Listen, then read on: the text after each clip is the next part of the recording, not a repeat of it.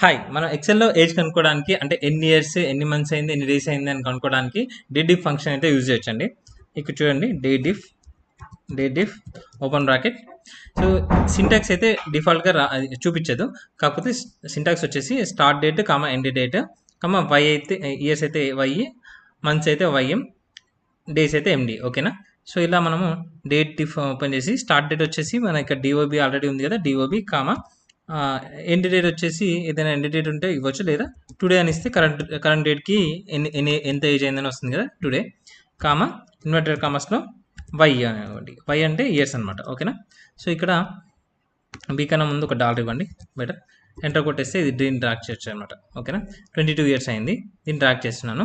So ఇక్కడ months రావాలి కాబట్టి వై బదులు నేను వైఎం ఇస్తున్నాను. ఓకేనా? మంత్స్ వస్తుంది, ఎన్ని మంత్స్ అనేది. ఒకసారి డేస్ కావాలి కాబట్టి వై బదులు ఎండి. ఓకేనా? సో ఇలా ఇస్తున్నాను అనమాట. ఇప్పుడు మనకి 22 ఇయర్స్ 1 మంత్ 29 డేస్. ఓకేనా? సో దీన్ని డ్రాక్ చేస్తే, కిందకి డ్రాక్ చేస్తే మనకు అన్నింటికి ఇయర్స్ అండ్ మంత్స్, డేస్ వస్తాయి అనమాట. సో ఇక్కడ లాస్ట్లో మనము 22 ఫస్ట్ ఒకటి నార్మల్గా 22 ఇయర్స్ 1 మంత్ 29 డేస్ అని ఇలా రాసుకున్నాం అనుకోండి. కంట్రోల్ ఈ కొట్టినాం అనుకోండి, ఫ్లాష్ ఫిల్ అన్నిటికీ అప్లై అవుతుంది.